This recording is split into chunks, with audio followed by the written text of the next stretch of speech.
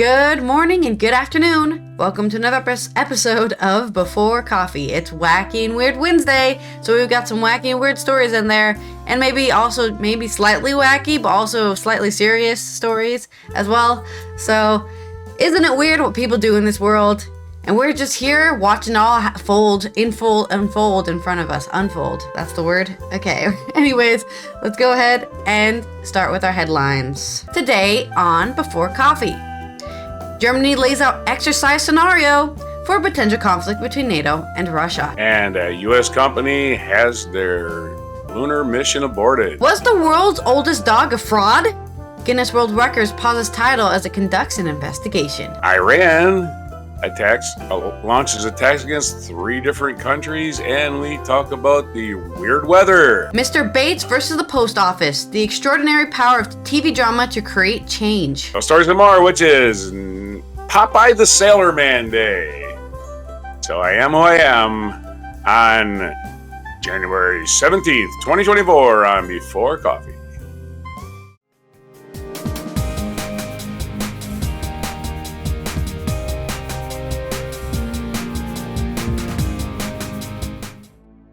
All right, our first news story.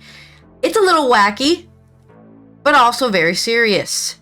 This is from Giulia Carbonaro on Euronews. The Germany Ministry of Defense has sketched out a vision of how Russia's invasion of Ukraine could spill over into a NATO-wide conflict. At least somebody thinks that Russia won't just stop there and just, we give up. Okay, that's it, guys. We're going home. A secret plan by the German government preparing for a potential Russian aggression against NATO has been leaked, revealing that the country's Ministry of Defense is bracing for a possible all-out European war in the near future. According to the German newspaper Bild, which has seen the plans, the exercise scenario sketched out by the German government foresees an incoming buildup of Russian troops in Belarus and the exclave of Kaliningrad, Russia's most westerly territory, putting pressure on Poland's border. In response to this increased threat, the plan forecasts that NATO will deploy its troops to Eastern Europe, heightening tensions in the region. What might happen next is hard to predict, but the German government has painted a picture of what a possible escalation of a conflict could look like, with Russia using Belarus as a military launch pad once again. In Germany's exercise scenario, the Kremlin would mobilize 200,000 new recruits in February for a new offensive in Ukraine, which would allow Moscow to make significant advances on the ground by June. In July, Russia would begin a campaign of hybrid warfare against the Baltic states. These cyber attacks in Estonia, Lithuania, and Latvia would play on Russia's false narratives that Russian-speaking minorities in these countries are being unfairly targeted to a degree that demands intervention. We put a bunch of Russian bots in there to complain about how they wish they were in Russia. See, look at all these people who want to be Russian. Don't check out their accounts, please, and where they came from. An eruption of violence in these countries will then justify the mobilization of Russian troops sent to Belarus and Western Russia by September. A month later, Moscow will deploy troops at the Belarusian border with Poland and in Kaliningrad, which sits uncomfortably between Poland and Lithuania. According to the German government, it is then very likely that Russian troops will target the Suwalki Gap, a strip of land inside the Polish border with Lithuania. Meanwhile, the Kremlin will push forward into anti-NATO narratives at home, claiming that the alliance is preparing to attack Russia. Oh my god, I can't believe they attacked us! I mean, we attacked them first, but they attacked back! What the hell? The German government scenario expects that the NATO will deploy 300,000 troops in its eastern borders in an effort to deter Russian aggression, but does anticipate that NATO will react until early 2025, crucially after the US presidential election on the 5th of November, which may see NATO skeptic Donald Trump re-elected.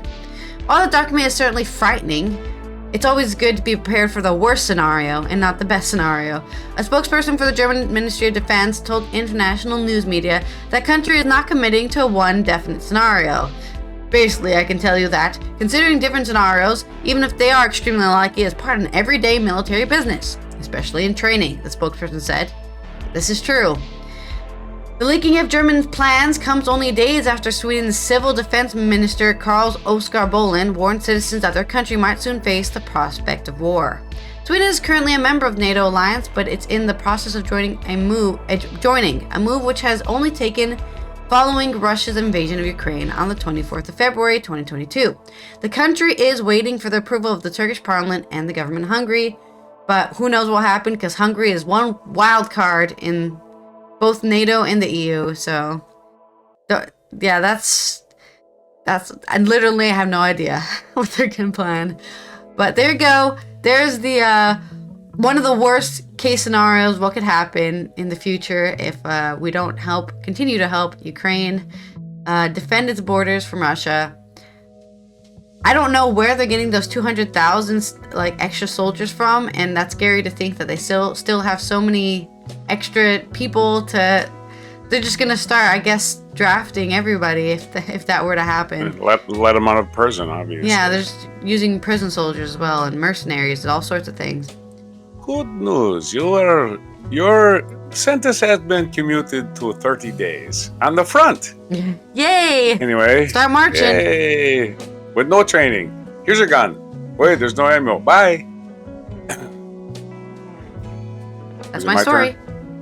All right, in U.S. news, technology failing news, Cape Canaveral, Florida. This is AP story. Marcia Dunn. A U.S. company's lunar lander will soon burn up in Earth's atmosphere after a failed moonshot. Astrobotic Technology, we covered a couple weeks ago, said its lander is now headed back towards Earth from the vicinity of the moon. Company officials expected the mission to end Thursday. Astrobotic is working with NASA to track the lander's path and said it should pose no safety risk during its fiery re-entry. The lander, named Peregrine, rocketed from Cape Canaveral last Monday. It quickly developed a fuel leak that forced Astrobotic to abandon its attempt to make the first U.S. lunar landing in more than 50 years. The company suspects a stuck valve caused the tank to rupture. Astrobotic says that it hasn't consulted with NASA and other government officials on how to best end the mission. The company says it does not want to endanger satellites around the Earth or create a hazard for future spacecraft flying to the moon. It was a difficult decision, the company said in an online update Sunday. By responsibly ending Peregrine's mission, we're doing our part to preserve the future of space exploration. NASA paid more than $100 million to fly experiments on the Peregrine lander. It's part of the space agency's bid to commercialize lunar deliveries by private businesses while the government works to get astronauts back on the moon. The lander also carried a rover from Carnegie Mellon University and other privately sponsored research, as well as ashes and DNA from about 70 people, including Star Trek creator Gene Roddenberry and science fiction author Arthur C. Clarke. Another U.S. company, Intuitive Machines, is next up with its own lunar lander due next month. To launch next month. Okay, that's really sad. 70 people thought their ashes were going to the moon. Sorry. You're not going to the moon. You're just going to be scattered all over the Pacific Ocean. That's just fine. You're dead. You don't know it. Okay, in really U.S. messed up, yeah. Weather. Yeah, it is fucked up. Gene Roddenberry thought he was going to the moon. Hopefully, maybe he's got some ashes left he can send somewhere else. Okay, well. U.S. in deep freeze while much of the world is extra toasty. Yet again, it's climate change. This is also AP, which we're lazy today. We're single sourcing almost every story. Seth Brorenstein of AP, which are their hardworking reporters.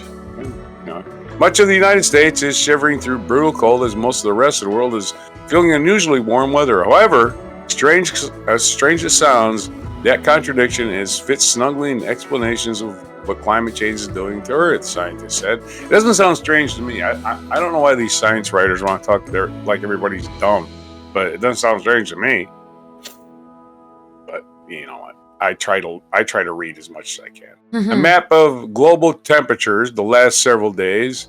Big chunks of the world, the Arctic, Asia, parts of Africa, the Middle East, and South America show us dark red, signifying more than a dozen degrees Fahrenheit or 7 degrees Celsius warmer than the late 20th century average. But the United States stands out like a cold thumb, a deep bluish purple that's just out of whack, but on the frigid side. Wind chill in parts of North Dakota reached minus 70 degrees or minus 56 degrees Celsius, while the heat index in Miami was more than 106 degrees warmer at 92. The fourth coldest NFL football game took place in Kansas City, while across the globe, the thermometer hit a blistering 92 degrees. are 12 degrees warmer than the average Friday during a tennis of an Australian Open in Melbourne. This is hard to do because they keep giving me Celsius and Fahrenheit for each measurement. I'm just going to give you Celsius, okay? So we're going to start doing that in this article at least, because it's confusing to read it when I got to give you two.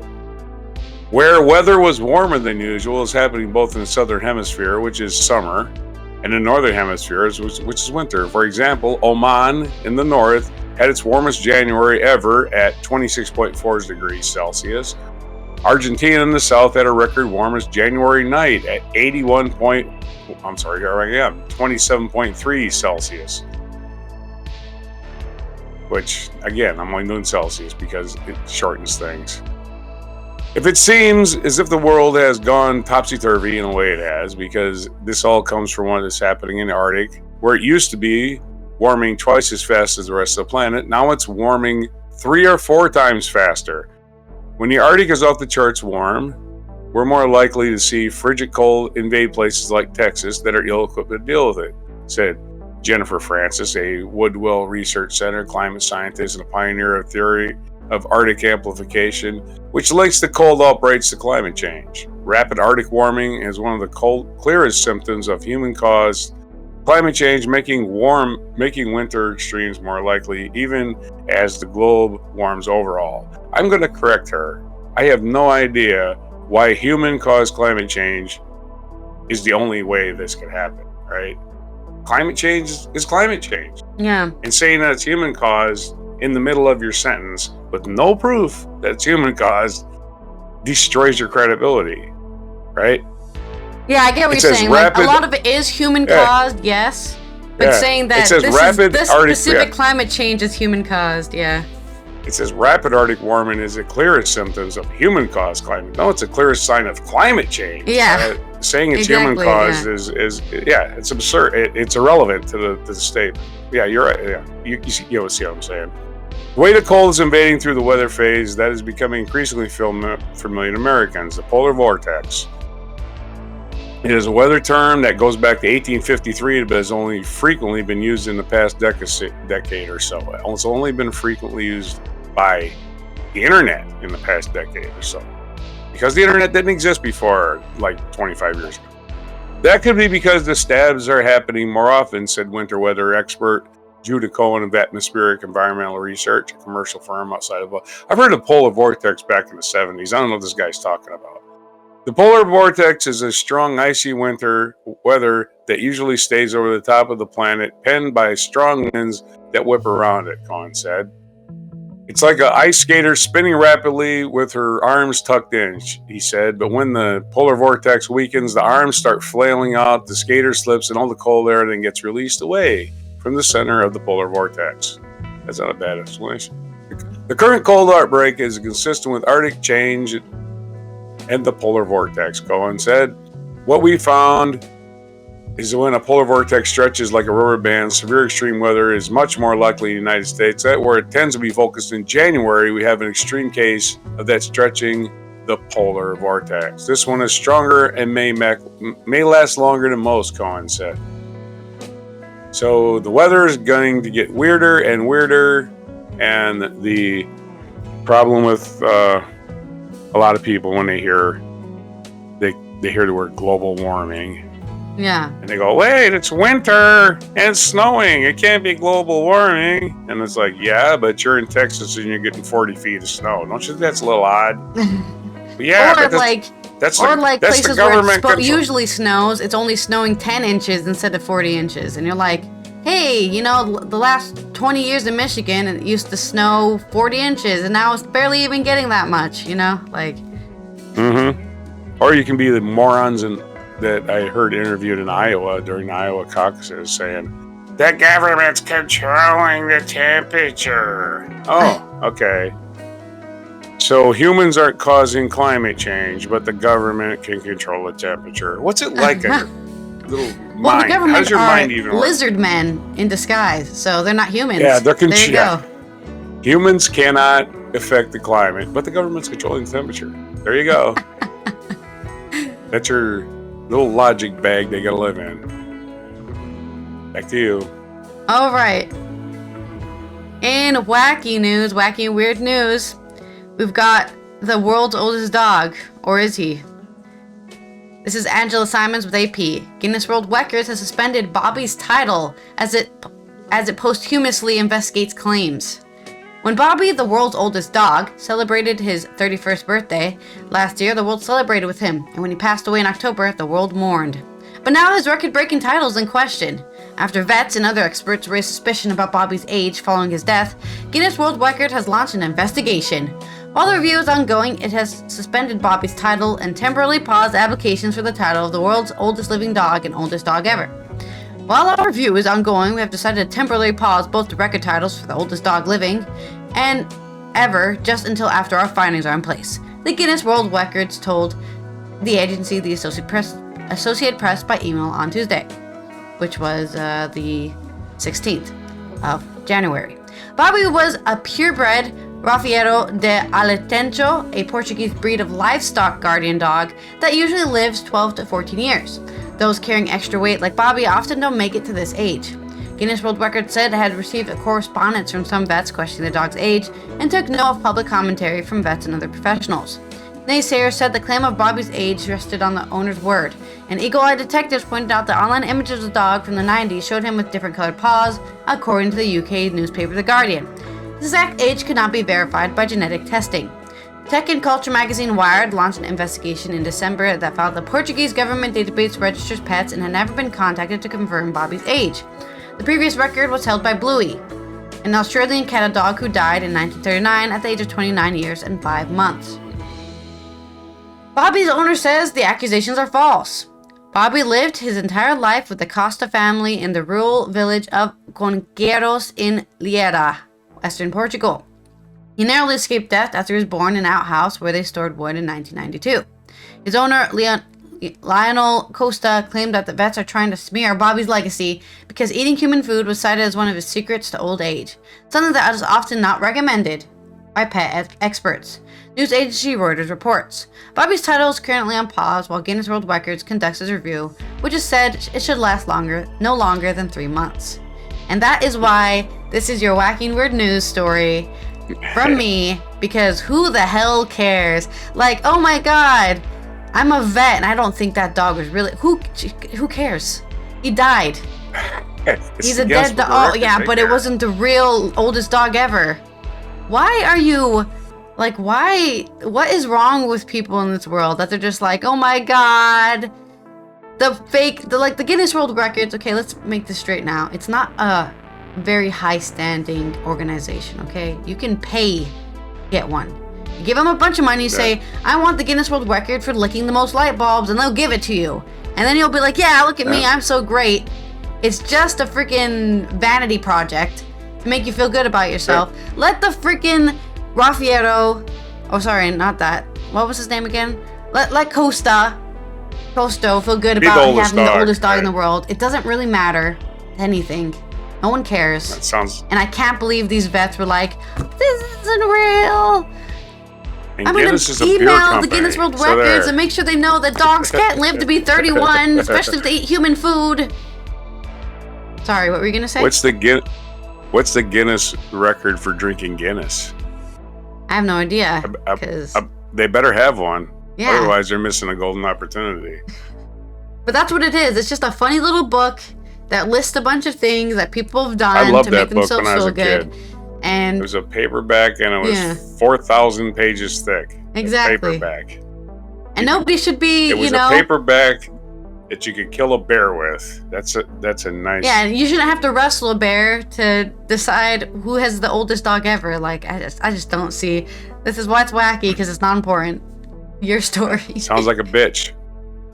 Sounds like a bitch.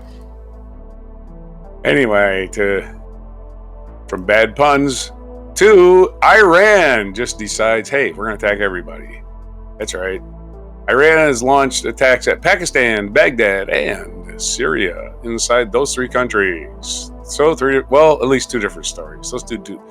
AP News and the Pakistan story. Gambrel and Munir Ahmed. Iran launched attacks Tuesday in Pakistan, targeting what described as bases for a militant group, Jaish al-Adil, potentially further raising tensions in the Middle East, already roiled in Israel's war on Hamas in the Gaza Strip. Pakistan said the strikes killed 2 children and wounded 3 others in an assault that described as unprovoked violation of its airspace. Confusion followed by the announcement from Iran, as state media reports on it soon disappeared. However, the attack inside a nuclear-armed Pakistan by Iran threatens the relations between the two countries, which long have eyed each other with suspicion while maintaining diplomatic relations. Which appears that Iran's lost its fucking mind, actually. The attack also allows Iranian strikes on Iraq. I'm sorry, let's do this again. The Iraq also follows Iranian strikes on Iraq and Syria less than a day earlier, as Tehran lashes out at following a dual suicide bombing this month claimed by the Sunni militant group Islamic State that killed over 90 people. Iran's state-run IRNA news agency and state television had said that missiles and drones were used in the strikes in Pakistan. Press TV, the English language arm of the Iranian state television, attributed the attack to Iran's paramilitary Revolutionary Guard. How are they paramilitary? They are actual military, are they not? I don't know. Jaish al-Adil, or Army of Justice, is a Sunni militant group founded in 2012, which largely operates across the border in Pakistan. The militants have claimed bombings and kidnapped Iranian border police in the past. Iran has fought with border areas against the militants, but the missile and drone attack on Pakistan is unprecedented for Iran. Iranian reports describe the strikes as happening in the mountains of Pakistani's Balochistan province. Pakistan's foreign ministry issued strongly worded rebuke of the strikes. Pakistan strongly condemns the unprovoked violation of its airspace by Iran, which resulted in the death of 2 innocent children while injuring 3 girls.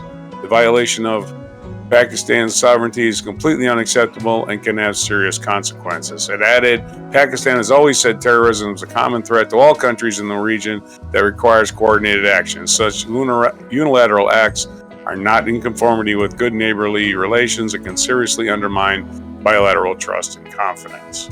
2 Pakistani security officials said the Iranian strikes damaged a mosque in Balochistan's Panjgur district, about 50 kilometers inside Pakistan from the Iranian border. The officials spoke on the condition of anonymity because they were not authorized to speak to journalists. In other Iran attack news, Iraq recalls ambassador, summons Iran's charge d'affaires over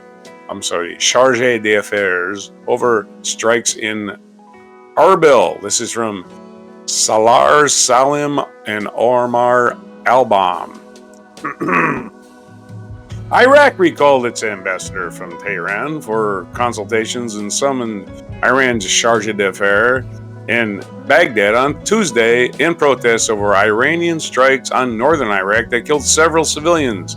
Overnight, the Iraq Foreign Ministry said, the Iranian attack was a blatant violation of Iraq's sovereignty and strongly contradicts the principles of good neighborliness and international law and threatens the security of the region, the ministry said in a statement.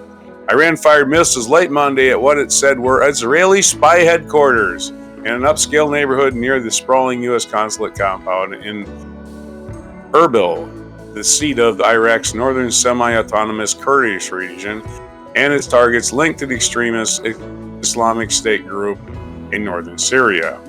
Iran's Revolutionary Guard said in a statement Tuesday that it launched 4 missiles at IS positions in Syria's Idlib province and 11 missiles at the Kurdish region in northern Iraq, where it said it hit a center of Mossad, the Israeli intelligence agency. Issam al-Araji, the advisor for national security affairs to Iraq's Prime Minister Mohammed Shai al-Sudani, who is heading heading a committee investigating an attack on Erbil, said Iran's claims of targeting a Mossad headquarters are baseless. There's no reason for these attacks, and there's no excuse. Masroor Barzani, a prime minister of Kurdish region, said in a news conference in Davos while attending Tuesday the World Economic Forum. These attacks should not remain without a response. The strikes came at a time of heightened tensions in the region and fears of wider spillover ongoing war in Gaza between Israel and Hamas. They also came after Islamic State group claimed responsibility earlier this month, and again we covered the two suicide bombings targeting a commemoration for the Iranian general slain in the 2020 U.S. drone strike. The attack at Kerman killed at least 84 people and wounded 284. There's a ceremony honoring Revolutionary Guard General Qasem Soleimani. Iranian state media quoted General Hassanzadeh, one of the commanders of the Revolutionary Guard, as saying the Monday strikes were a response to a demand made by the country's supreme leader, Ayatollah al-Khamenei. He added, they will continue their action until the enemies regret what they did. So, they don't seem to be, let's just say these claims they're making about these being intelligence sources seem to be just made up. But again, intelligence sources aren't going to tell you where their headquarters are. Hey, here we are. Bomb us. Yeah, hello. Please kill everything over here. Iran's losing its shit because of, well, war is not rational. No. There you go. It's not rational at all. Yeah, you punish other people for something that happened to you, basically. Yeah. What's going on? Let's kill some innocent civilians. There you go. We're tough. No, you're not. You're reactionary morons. Yeah. You all are. You Reactionary have to hope morons. that the civilians you kill, people care about. So, Yep. We're a planet of reactionary morons using our reptilian brains almost 99% of our time. Not even getting close to any of our real potential because we spend all of our times on petty nonsense. Back to you. All right. Well, speaking of, I don't know if this is petty nonsense, but Mr. Bates versus the Post Office is a TV show that actually caused real change in real life. This is from Theo Farrant on Euronews Culture. A 4-part TV series focusing on a UK post office scandal has demonstrated the enormous power of docudrama to raise awareness. Within a week, the government changed its policy as the public outcry grew over true-life cases involving hundreds of people who faced erroneous fraud claims. Between 2000 and 2014, more than 900 UK postal workers found themselves ensnared in a dark web of false accusations, unjustly branded with theft, fraud, and false accounting. The consequences were dire. Some faced imprisonment, others plunged into financial debt and grappled with bankruptcy, and tragically several took their own lives. What later came to light was the real culprit was a faulty computer accounting system called Horizon, supplied by the Japanese technology firm Fujitsu, which was installed in a local post office in 1999. That was your first warning sign. The ordeal had since been labeled as one of the greatest miscarriages of justice in our nation's history, or I guess in the UK's history. Despite a 2-year inquiry, previous extensive news coverage, and years of campaigning, it wasn't until this year that the horrors of the scandal rose to the status of a national outrage. While the Monument of Reckoning was a long time in making, it was turbocharged by a 4-part ITV television docudrama that aired on the 1st of January, when everyone was home. Great airing time to air something you wanted to tell everyone about when everyone's at home, trying to deal with a hangover. Oh, let's see what's on the telly. What the hell? People were scammed at the post office? The series, titled Mr. Bates vs. the Post Office, not only captivated the public's attention, but also served as a catalyst for government action, prompting lawmakers to respond swiftly in the face of public outcry. Written by the Golden Globe-nominated Gwyneth Hughes and directed by Broadchurch's James Strong. I love Broadchurch. That was a great show. The semi-fictionalized series depicts the relentless pursuit of justice led by branch manager Alan Bates, spanning nearly 2 decades. As a former sub-postmaster, Bates, brilliantly portrayed on screen by Toby Jones, played a pivotal role in exposing the scandal and establishing the Justice for Sub-Postmasters Alliance, JFSA, in 2009. The first episode unfolds too dissimilar to that of Black Mirror. We're shown the distressing challenges faced by sub-postmasters across various regions in the UK, played by a brilliant cast of recognizable faces, from Adam James, Sean Dooley, to Julie Hemsmondhog and Alex Jennings. As the workers struggle with the discrepancies in the Horizon computer system, they fall into the corporate hands of Post Office, which, rather than delving into an investigation of the root causes behind these problems, opts to point the finger and blame the back of the sub-postmasters. Well, our computer is fucked, but you should have done something about that. Right. Particularly noteworthy is Monica Dolan's moving portrayal of Joe Hamilton, a shopkeeper and sub-postmaster who is beloved in her quaint Hampshire village. In one harrowing scene, while on the phone with the Horizon Helpline, she watches the discrepancy reported double before her very eyes. She loses £4,000 at a click of a button. And as the show emphasizes, she is held entirely liable for this loss according to terms of her post office contract. It's a tough and gut-wrenching watch. The series manages to powerfully convey the mental toll on the victims and complexities of the court system. Extensive administrative processes and uncertainties of power.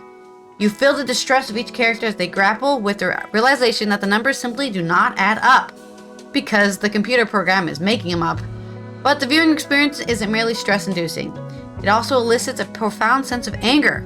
You witness the atrocious skullduggery of the post office that opted to gaslight victims by falsely framing their complaints as isolated cases and sending their lives into downward spirals. Meanwhile, there's 1,000 cases like every year happening, and they're just like, oh yeah, it's just isolated. And while condensing over 20 years of a complex affair into a 4-hour drama is no small feat, the series succeeds in delivering engaging and accessible television. Mr. Bates versus the Post Office exceeded ITV's expectations. Really? I mean, I'm just saying, yet again, let me repeat, they had it premiere on January 1st. That's like the best time to get anybody to watch anything, because nobody's going anywhere. No one wants to go anywhere. It's January 1st. The show became the broadcast channel's most watched new drama in more than a decade, outshining the launch of Downton Abbey in 2010, and achieved an average viewership of 9.8 million per episode. And the drama's impact surpassed mere viewership, it galvanized action.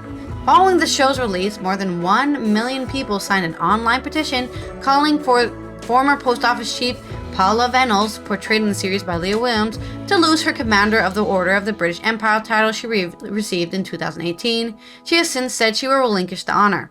Furthermore, the UK Prime Minister Rishi Sunak has since vowed to introduce unprecedented legislation to swiftly exonerate and compensate victims. This is one of the greatest miscarriages of justice in our nation's history, he announced. The response from Mr. Bates and the Post Office is proof of the extraordinary power of a docudrama in connecting with audiences and investigating meaningful change. As the show's writer Gwyneth Hughes told The Guardian, drama is for reaching out across the stage or through the scene and grabbing you by the throat and saying, "Care about me!" And when it works, it's incredibly powerful. In this case, it's been put to service of this terrible event in our country's history. If you want to really get people's attention, tell them a story, and in this case, a true story. Mr. Bates vs. the Post Office now joins the ranks of past docudramas which have captured public attention and pressured politicians to act. A notable precedent in politician writer Chris Mullen and producer Ian McBridge's Who Bombed Birmingham, a 1990 drama which revisited the arrest of the Birmingham cyst who, in 1975, received life sentences for alleged involvement in IRA pub bombings. The docudrama meticulously detailed both the flaws in the forensic evidence against the men and the extensive physical and psychological abuse to which they had been subjected. A year later, after its release, as a result of heightened visibility, all 6 convictions were overturned. But they were in jail for 30 years. Similarly, Ken Loach's 1966 television play Kathy Come Home heightened awareness about homelessness and the housing crisis and led to discussions in the House of Commons on the establishment of homeless charity shelter. While the post office scandal is still ongoing and hundreds of affected people are still yet to receive their due compensation, Mr. Bates vs. the Post Office has undeniably sped up the course of justice. As Mr. Bates' director James Strong remarked on BBC Radio Bristol, It is really important that the drama shows these kid kind of stories. It's really important that we dramatize them. The power is there, and so we have to do more. There is my really bad British accent and your inspiring story about why I want to make documentaries, because even if they're only docudramas, which means they're not 100% true, they can change lives. Telling people what's really happening. I love fantasy as much as the next person, okay? I love escapism. I like pretending, the real world is not out there. But sometimes, even in those, you can find some true lessons that you can learn. And that's why film is my favorite media. Anyways. Movies are always metaphors. Movies are always metaphors, even if they're cartoons, even if they're superheroes. Yeah. There's all kinds of metaphors in there for your own life. Even if you're not even paying attention, you're learning. Yep. If it's a good movie. If it's a crap movie, then you're like, oh. If it's a crap movie, then it's like, when is this ending? And this day in history, we go to lots of birthdays today. Lots of famous people's birthdays. 1706, American author, inventor, and diplomat Ben Franklin, who, as one of the foremost founding fathers, helped draft the Declaration of Independence, was born. And if you ask a typical American, they think he was a president because he's on money. He's on the $100 bill, so they think he was a president. You cannot tell people he was not a president. There are people who will fight you. I swear. He was president. He's on money. No, he wasn't. Yes, he was. He's on money. That's the argument. I actually had arguments with people in my life before the internet, where you couldn't just go to Google and say, look, here's a list of presidents, moron. And you didn't have an almanac handy or an encyclopedia or something, or a smart person. You get to suffer through their stupidity forever. Ben Franklin was president. I remember having an argument. Like, where is somebody? I think that was in the Marine Corps at our place I worked a long time ago. In 1734, in this date, Augustus III was crowned King of Poland. 1820, English poet and novelist Anne Bronte, sister of Charlotte and Emily Bronte, was born. That really is sad when that's your biography. You were the sister of Emily Bronte. 1899, gangster Al Capone was born in Brooklyn, New York. Also was not president, but he's also not on money. Although, you could probably buy some Al Capone dollars in those days, huh? 1917, in this day, the United States purchased 3 of the Virgin Islands. St. Thomas, St. John, and St. Croix from Denmark. Mm-hmm. I have been to all 3. Nice. Oh, yeah. Oh, me too. I was there. St. John does not have an airport. You have to either land in the water or take a boat. 1922, American actress Betty White, who was best known for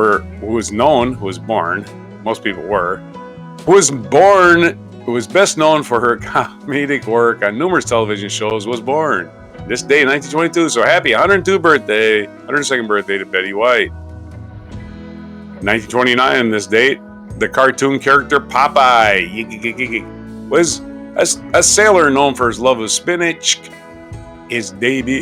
Made his debut appearing in the newspaper comic strip Bimble Theater. So happy birthday to Popeye. 1931, American actor James Earl Jones, whose deep resonant voice lent air of gravitas to many roles, including Darth Vader, was born in Arkabutla, Mississippi. James Earl Jones, a deep voice guy. 1942, American professional boxer Muhammad Ali was born in Louisville, Kentucky. So happy birthday to the champ. Yeah. The greatest of all time. 1943, British Prime Minister Winston Churchill and U.S. President Franklin D. Roosevelt met at Casablanca, Morocco. And no, Humphrey Bogart was not there. 1961, in his U.S. farewell address, U.S. President Dwight D. Eisenhower warned that the United States must guard against the acquisition of unwarranted influence by the military-industrial complex. Those evil, evil bastards who run our world. He felt that if he left unchecked, it could undermine American democracy. And Eisenhower, score one for him. He was right. 1977, American murderer Gary Gilmore was executed in Utah, ending a de facto nationwide moratorium on capital punishment that had lasted nearly 10 years. 1991, Harold V became the King of Norway following the death of his father, Olaf V. Everybody's the fifth. Everybody's having a fifth.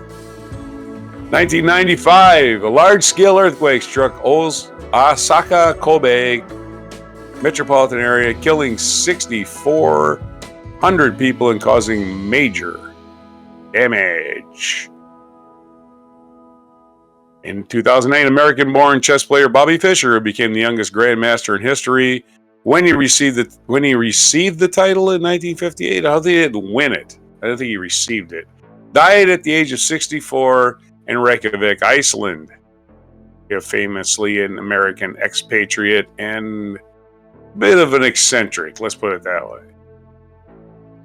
Featured event, 1893, Hawaiian monarchy overthrown. Acting for Hawaiian sugar interests and their American allies, a committee led by Sanford Ballard Dole, famously the Dole Pineapple Company, deposed Hawaiian Queen Liliuokalani this day in 1893 and installed a provisional government with Dole as president. Oh yeah. Way to go, rich assholes. Featured biography today is David Lloyd George, Prime Minister of the United Kingdom, was born on this day, January 17th, 1863 in Manchester, England, and died on March 26, 1945 in Carnarvonshire, Wales. Other birthdays today, besides Al Capone, Betty White, James Earl Jones, and Muhammad Ali. Also, it's the birthday of Jim Carrey, Canadian comedian and actor. Was born on this day, 1962. So I'm roughly a month older than Jim Carrey. I'm roughly 11 months younger than Jim Carrey. Sorry about that. I forgot when I was born. Okay, so Jim Carrey's birthday also today. Lots of birthdays January 17th. And it's also National Hot Buttered Rum Day. I don't know how to make that, but it sounds good, but it'll probably just put me asleep. It's National Bootleggers Day, which kind of rings back to old Al Capone's birthday, right? It's also National Classy Day, where they have a picture of Betty White. So, again, it's probably related to her birthday. And, of course, Popeye the Sailor Man birthday is related to, well, Popeye appearing in the paper. So, we're strong to the finish because we eat our spinach. And January 17th, 2024 edition of Before Coffee. And I'm going to stop using my mouth. Back to you. All right, this has been Allison here from the Netherlands. We will be back tomorrow for our Themeless Thursdays. We just cover whatever we want to cover on Before Coffee. So we'll see you then. I hope you have a good Wednesday. And here's your mic drop moment. What I'm saying is that there are three... Can you box? No, Have you ever boxed? No. But why do you know so much about boxing? You got a good television. You have a good television show. And you good script man. But won't you stay out the ring? Listen. If you applied that to everybody, nobody would go and watch you fight. I mean, is it necessary for me to watch you and admire you? No, they come to watch me fight because they don't know how to fight and they never could be fighters. They admit and they submit to the best and they come to see you. Now you're an expert on it. No, they don't all try to be experts on boxing. You know about the number 10th man, the number 4th man, the number 3rd man, and all of this and the gap and all of that. You've never been in the ring. It's hard. It's not easy. The man is ranked number 4 in the world. You trying to tell me he don't deserve that spot at being number 4? You trying to tell me he can't beat the number 10th man? What I'm saying is he can't beat number 3, 2, and 1. That's what I'm saying. Well, so that's right. Well, nothing wrong with that. Well, but if he's not such a bad man. I'm the champion and can't none of them beat me. That don't mean they're nothing. He's the number 4th man. He's young. He's getting better and better. A few years ago, Buckner was a kid coming around the gymnasium sparring with me. All of a sudden, now Buckner's the 4th ranked man in the world. Hell, I'm getting old. I might soon drop out. George and Frazier done took a heck of a pound, and he can't take that much more. Foreman might just get disgusted and quit from what I'm hearing. Buckner might soon be the next man, ranked number 2, and then for a title shot. We don't never know. Let him grow. You won't let the man even grow. Who, have you always been on this television show? You was a little old hustler running around before you came up here one day. Now look at you. So somebody told you. So somebody told you. Listen, I told didn't I tell you you'll never be nothing, and you're not as good as David Susskind, or you're not as good as Eamon Andrews, or you can't make it like Harry Carpenter? Anybody ever tell you that? Now look at you. You about number 1 man around here, but you had to work up. You destroying the man and talking about him and taking him down for it. But see, people like you are good. It's people like you that make Joe Buckner train hard, because one day, curly-haired, handsome Joe Buckner is going to be the champion, and you're going to be Joe with your.